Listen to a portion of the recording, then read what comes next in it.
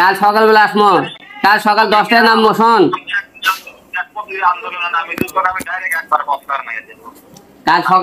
কাল সকালবেলা আবার মাঠে নামতেছে, তুই থাকিস। আন্দোলন করে সকালে একদিন দেখেছি মার খালো তোর মনে নয়, সেদিনকে না বলা তো সেদিনকে গেট করে ফেলা। হিরো আলম ভাইকে এরকম মেরে ফেলার হুমকি দেওয়া হচ্ছে, কারণ তিনি ছাত্রদের সাথে আছেন এবং এই কোটা সংস্কার দাবির পক্ষে তিনি আছেন। দেখেন, তিনি কথা বলেছেন বিধায় তাকে বিভিন্নভাবে হুমকি দেওয়া হচ্ছে।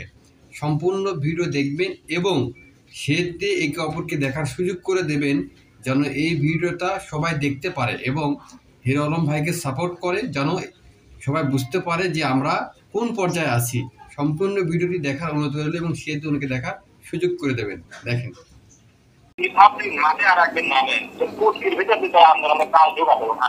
কাল সকালবেলা আসমো, কাল সকাল 10টায় নামবো। শোন,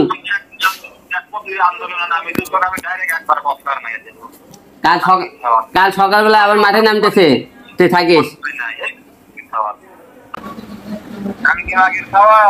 আন্দোলন করে সকালে একদিন দেখেছি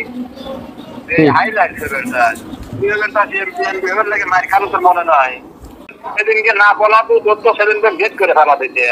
কোন জায়গা জিনিস না আন্দোলন কি করেছে আচ্ছা, তুই তোর অনেক তোর তুই তাহলে আমার সাথে দেখা করিস, তোর শক্তি হয় না। তুমি আলতু ফালতু কাম কাজ করে বেড়াচ্ছ, খান কিনা খাওয়া দেখা হয়েছে তুই দিয়ে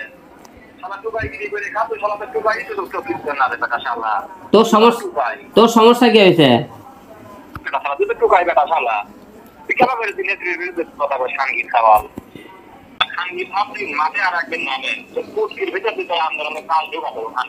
কাল সকালবেলা আসমো, কাল সকাল 10টায় নামবো। শোন,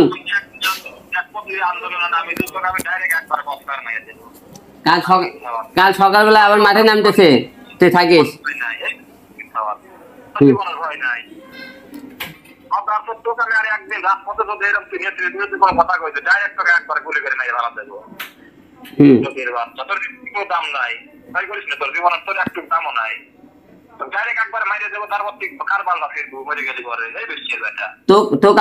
তোকে আমাকে মারার জন্য কে, তোকে আমাকে মারার জন্য কে টাকা দিছে? একদিন আন্দোলন কাল দেখি তুই এরকম কোনো কাহিনী করে দেবো। কাল সকাল 10টায় এফডিসির সামনে আমি আন্দোলনে থাকবো, তোর যদি হিম্মত থেকে আসিস। কাল সকাল 10টায়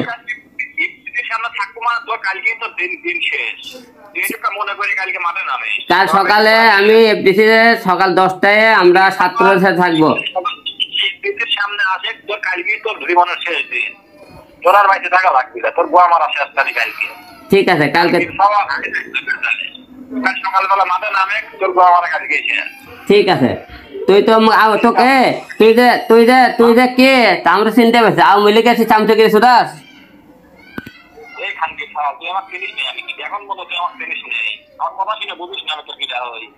কে হস তুই আমার?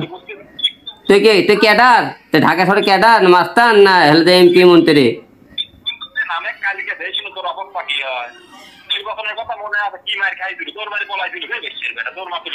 ও নির্বাচনে তখন আমাকে ঢাকা 17 আসনে মারে, তাহলে 1 নম্বর লিডার তুই ছিলি। ও বুঝতে পারছি, তাহলে তোরেই তো আমি খুঁজতেছিলাম যে ঢাকা 17 আসনে আমাকে মারতে মূল হুকুমদাতা ছিলি তুই।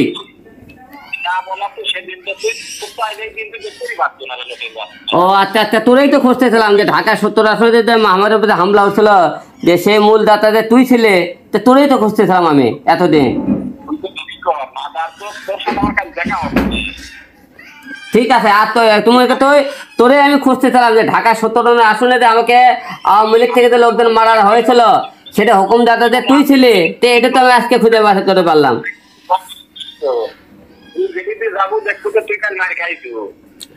আচ্ছা যাই হোক, তোর সাথে পরিচয় ভালো হলো। ঢাকা 17 আসনে যে আমাকে অ্যাটাক করছিল, তো তাহলে তোর হুকুমে এই শোন, ঢাকা 17 আসনে মার চলেছে তোর হুকুমে।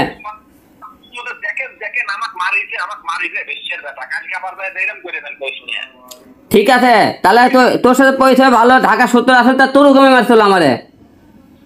বাবা তো দোকানি করছি কাল মাঠে নামে এক ডাক্তার অবস্থা কি হয়।